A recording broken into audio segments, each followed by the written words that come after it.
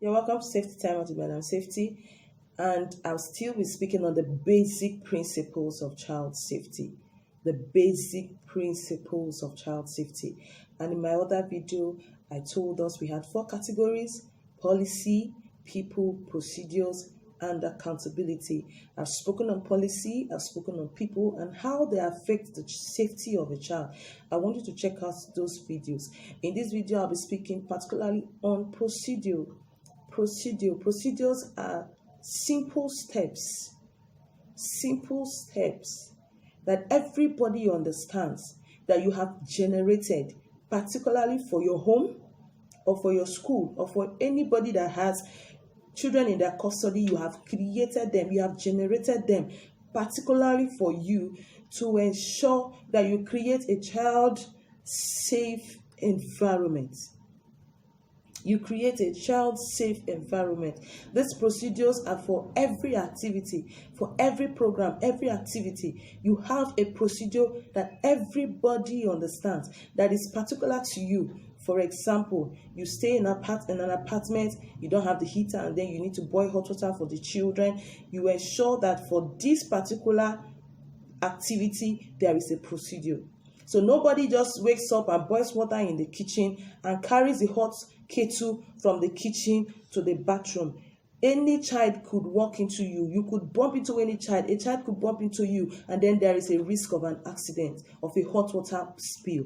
So you need to ensure there is a procedure. And for this particular scenario, you ensure there is water in the bucket.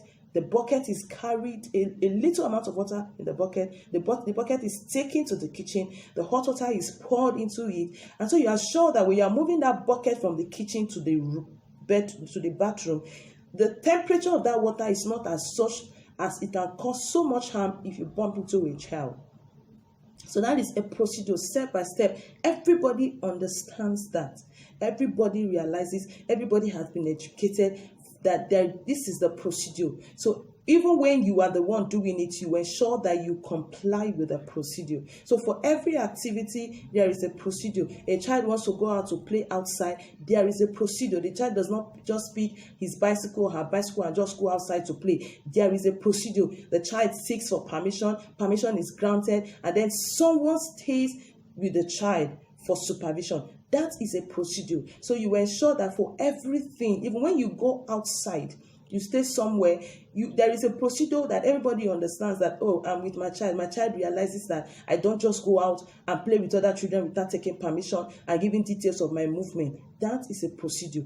You own a school, you want to hire a teacher, there should be procedures. Have you done background checks? These are part of the procedures. You do background check, you check the last places the particular teacher has worked, you make phone calls. You don't just pick a teacher and then you put the teacher and put children under this teacher's custody. No, you make phone calls, you make inquiries, you do a background check, and you are sure that the teacher is safe to handle the children. You want to get your children into a school.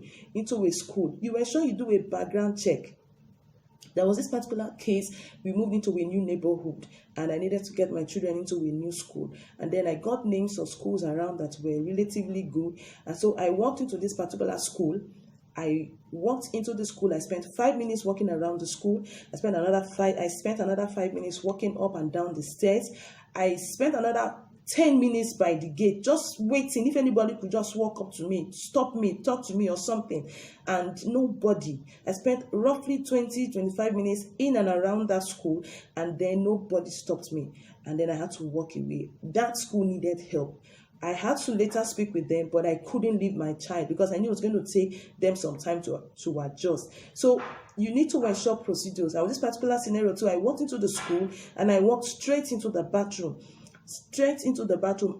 And the school had beautiful structures.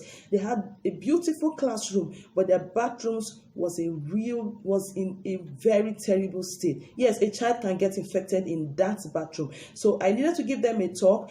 At the time, I had to supply them hand wash for a while, but I knew they needed to understand. It's not about just me giving them the hand wash, me giving them the talk. I needed them to understand. So you don't just take your child to a school and drop your child there.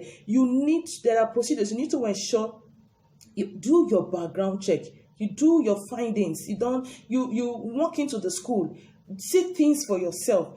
before you drop your child, before you get your child registered in that school. So for every activity, there should be procedures. You want to hire a maid for your home, you need to ensure there are procedures. Have you done your background check? I mean, detailed background check to every last detail.